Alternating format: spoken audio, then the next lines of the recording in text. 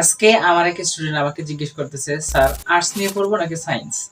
আমি তাকে সিম্পল একটা কথা বললাম যে আর্টস সায়েন্স কোনো কিছুই না, জাস্ট দুটো রাস্তা। ইংরেজিতে একটা কবিতা আছে, দ্য রোড নট টেকেন।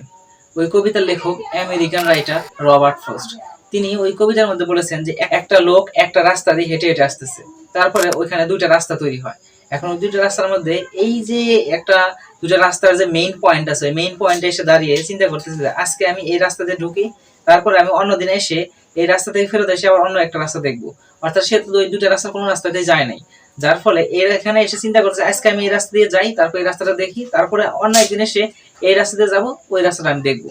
কিন্তু বাস্তবিক জীবন এটা কিন্তু আমাদের গ্রামের আশেপাশের রাস্তার কথা বলতেছে না, এটা আমাদের জীবনের একটা ডিসিশনের কথা বলতেছে যে আমি একটা ডিসিশন নিলাম, নেওয়ার পর কি ওই ডিসিশন থেকে ফেরত এসে আবার দ্বিতীয় ডিসিশনে কি অ্যাকশন নিতে পারবো? অর্থাৎ একজন স্টুডেন্ট যদি ক্লাস 8 পাস করার পর যখন 9 এ ভর্তি হয়, তখন যদি সে আর্টস নেয়, আর এসএসসি পাস করার পর যদি সে মনে করে যে না, আমার আর্টস নিয়ে পড়া উচিত হয়নি, আমার সায়েন্স নিয়ে পড়লে ভালো জায়গায় যেতে পারতাম, তখন কিন্তু তার হাতে কোনো অপশন থাকে না। এজন্য যেসব স্টুডেন্ট তোমরা সায়েন্স নিয়ে পড়বা নাকি আর্টস নিয়ে পড়বা দ্বিধাদ্বন্দ্বের মধ্যে ভুগতেছো, তারা তোমাদের জীবনের লক্ষ্য উদ্দেশ্য খেয়াল করো।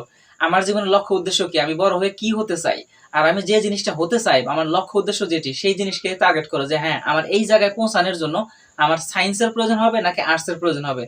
যদি তুমি আর্টস পড়েই ওই তোমার লক্ষ্য স্থানে তুমি পৌঁছাতে পারো, তাহলে তুমি আর্টস নিয়ে পড়ো, কোনো সমস্যা নেই। আর যদি দেখো যে আমার যে লক্ষ্য রয়েছে এই লক্ষ্যের মধ্যে পৌঁছাইতে আমার সায়েন্স নিয়ে পড়তে হবে, তাহলে তোমাকে অবশ্যই সায়েন্স নিতে হবে।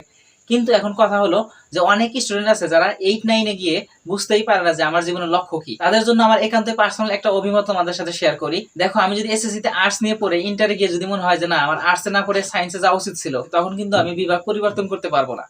কিন্তু আমি যদি এসএসসি তে সায়েন্স পড়ি আর ইন্টারে গিয়ে যদি মনে হয় যে না, আমার যে লক্ষ্যবস্তু আছে আমি আর্টস পড়েই এই লক্ষ্যবস্তুটা পূরণ করতে পারবো, তখন কিন্তু তুমি এসএসসি তে সায়েন্স পড়া সত্ত্বেও ইন্টারে গিয়ে বিভাগ পরিবর্তন করে আর্টসে আসতে পারবে। তোমার যদি লক্ষ্যবস্তু আগে থেকে ক্লিয়ার থাকে যে হ্যাঁ, আমি কি হতে চাই, আমার লক্ষ্যবস্তু কি, আমি কোথায় পৌঁছাতে চাই, ওই রাস্তায় পৌঁছানোর জন্য যদি তোমার আর্টস নেওয়া লাগে তুমি আর্টস নিয়ে পড়ো, আর যদি সায়েন্স নেওয়া লাগে তুমি সায়েন্স নিয়ে পড়ো।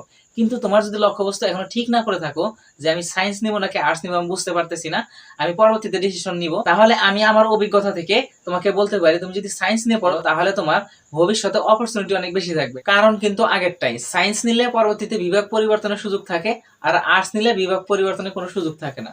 কথাগুলো মনে রাখবে।